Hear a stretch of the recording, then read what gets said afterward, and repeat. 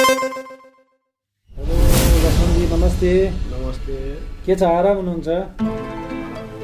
ए, के समस्या ल्याउनु भएको थियो हजुर? सर मलाई त्यस्तो हुनाले खासै केही समस्या ढाडको समस्या थियो, नसा च्यापेको। ए, ढाडको नसा च्यापेको है। अहिले कस्तो महसुस गर्नु भएको छ हजुरले?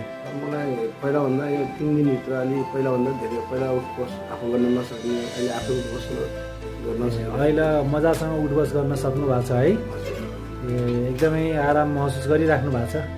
करिब करिब 3 दिनको उपचारमा तपाईँले जे होस् राम्रै महसुस गर्नु भएको छ है? मजासँग उठ्न सक्नुहुन्छ, बस्न सक्नुहुन्छ है?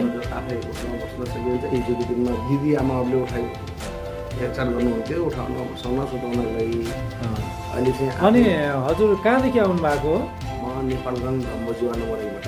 ए, नेपालगञ्ज धम्बोजी वार्ड नम्बर 1 देखि ट्रिटमेन्ट गराउन लाग्नु भएको रहेछ। आज चाहिँ करिब करिब 3 दिनमा धेरै आफै उठ्न सक्नुहुन्छ, बस्न सक्नुहुन्छ होइन? अनि यो योग आयुर्वेद र प्राकृतिक चिकित्साको समग्र चिकित्सा पद्धति तपाईँलाई कस्तो महसुस लागिरहेको छ? म सम्पूर्ण आम नेपाली जनतालाई पनि के भन्न चाहन्छु भने एलोपेथिक छोडेर सकेसम्म एकचोटि आयुर्वेदमा विश्वास गर्नुहोस्। आयुर्वेद भनेको के हो र यो पञ्चक्रममा आउनुहोस्। स्टिम बाफदेखि लिएर एनिमादेखि सम्पूर्ण चिज गराउनुहोस्। यो अलिअलि कुरामा तपाईँहरू एलोपेथीमा जानुहुन्छ, आज सन्चो हुन्छ, तर भोलि त्यसको परिणाम तपाईँहरूलाई ठुलो मात्रामा देखिन्छ।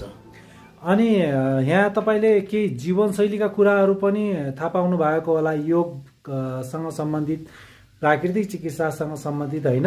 हजुर। ए, जीवनशैली भनेको आफ्नो खान क्रियाहरू चेन्ज गर्नु पर्यो। खानपान सबैभन्दा पहिला सुधार गर्न पर्यो है? हजुर। ए, धन्यवाद। हस्त, नमस्कार। हस्।